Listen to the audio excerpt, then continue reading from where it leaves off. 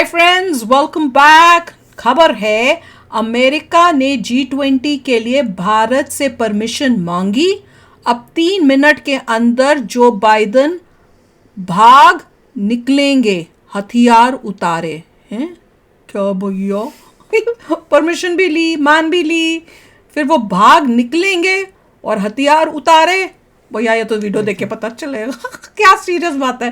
तो चलो वीडियो शुरू करते हैं। वीडियो शुरू करने से पहले अगर आप चैनल पर नए हो और आपने अभी तक सब्सक्राइब नहीं किया तो जल्दी से पहले सब्सक्राइब के बटन और बेल आइकन को क्लिक कर लो ताकि आपको हमारे सारे न्यू वीडियोस के नोटिफिकेशन मिल जाए जैसे हम अपलोड करें। अगर आपको वीडियो पसंद आता है प्लीज लाइक एंड शेयर। चलिए शुरू करते हैं। इस समय की जो सबसे बड़ी न्यूज है वो निकल कर आ रही है भारत और अमेरिका को लेकर, और ये न्यूज अपडेट G20 समिट से लिंक्ड है। और इस वीडियो में हम डिस्कस करेंगे कि अमेरिका के प्रेसिडेंट यानी कि जो बाइडेन जो G20 समिट को अटेंड करने के लिए भारत आ रहे हैं, उनकी सिक्योरिटी के लिए अमेरिका की सीक्रेट सर्विस ने भारत की सरकार से क्या क्या डिमांड्स रखी थी और उनमें से कौन कौन सी डिमांड्स भारत की सरकार ने मान ली हैं। इसके साथ ही हम ये भी चर्चा करेंगे कि अमेरिकन प्रेसिडेंट यानी कि जो बाइडेन जब भारत की धरती के ऊपर होंगे तो उस समय उनकी सिक्योरिटी के लिए भारत ने क्या क्या इंतजाम किए हैं। सबसे पहले तो मैं आपकी जानकारी के लिए बता दूं कि जब भी अमेरिका का प्रेसिडेंट किसी भी बाहरी मुल्क में जाता है यानी कि किसी भी दूसरे देश में जाता है तो उससे पहले अमेरिका की जो सीक्रेट सर्विस है जिसके ऊपर जो बाइडेन की सिक्योरिटी का जिम्मा होता है, वो सामने वाले देश से कुछ प्रोटोकॉल्स और सिक्योरिटी अरेंजमेंट्स की मांग करते हैं। अब क्योंकि जो बाइडेन G20 समिट को अटेंड करने के लिए भारत आ रहे थे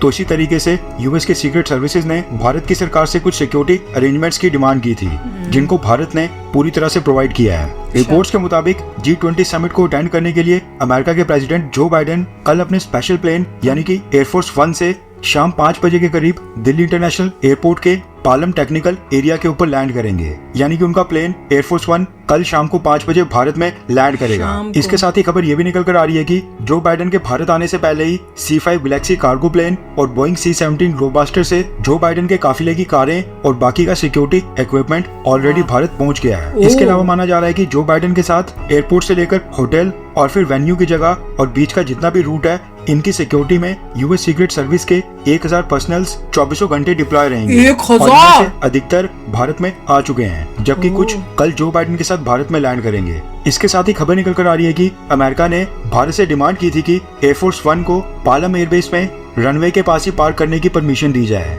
और खबर निकल कर आ रही है कि इस चीज को भारत की सरकार ने मान लिया है।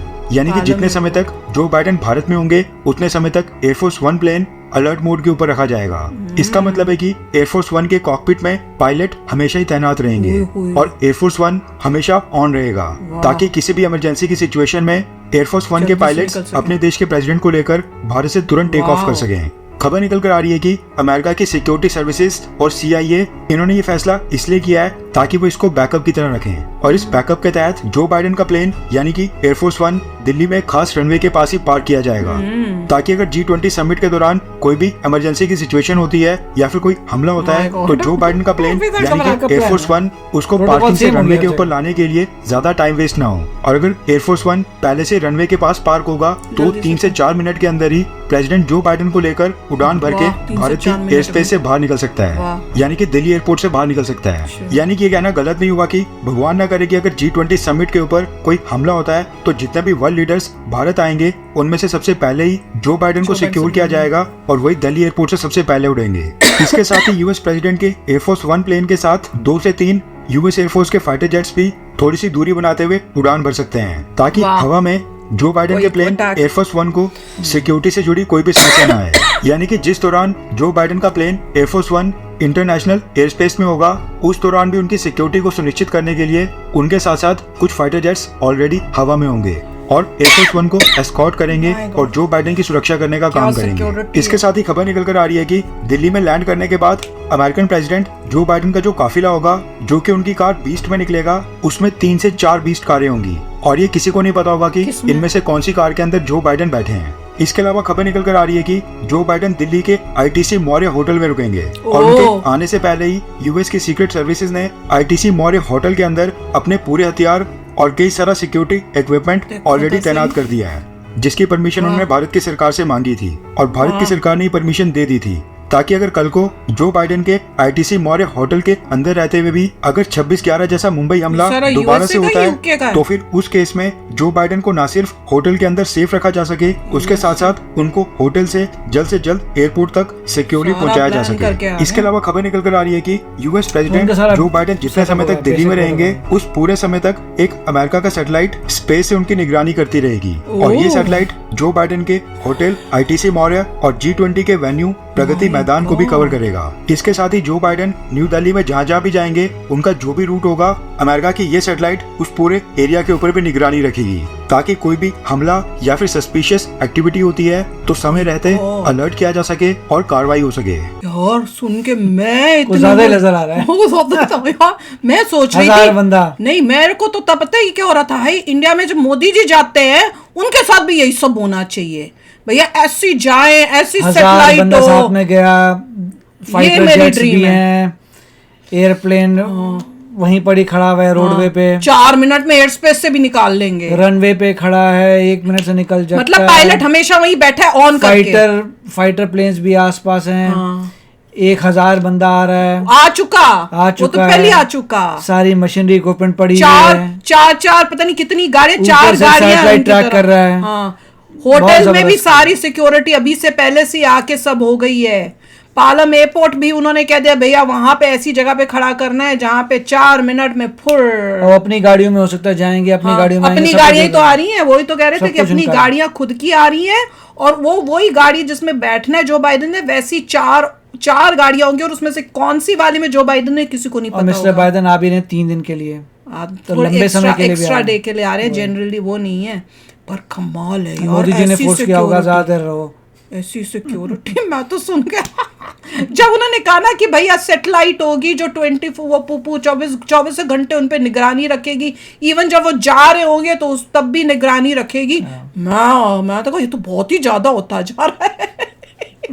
पर देख लो ये होता है अगर आप ताकतवर देश के प्रेसिडेंट या प्राइम बहुत अच्छी बात है में इंडिया में होना चाहिए हमारे मोदी जी। और मजे की बात है अगर आप न्यूज सुनते हैं तो यहाँ पे न्यूज जो आ रही थी ये भी था, मिस्टर सुनक भी जा रहे हैं। हाँ। और बोलते हैं मिस्टर सुनक जो है उनके ग्रैंड फादर जो थे इंडिया के ही थे।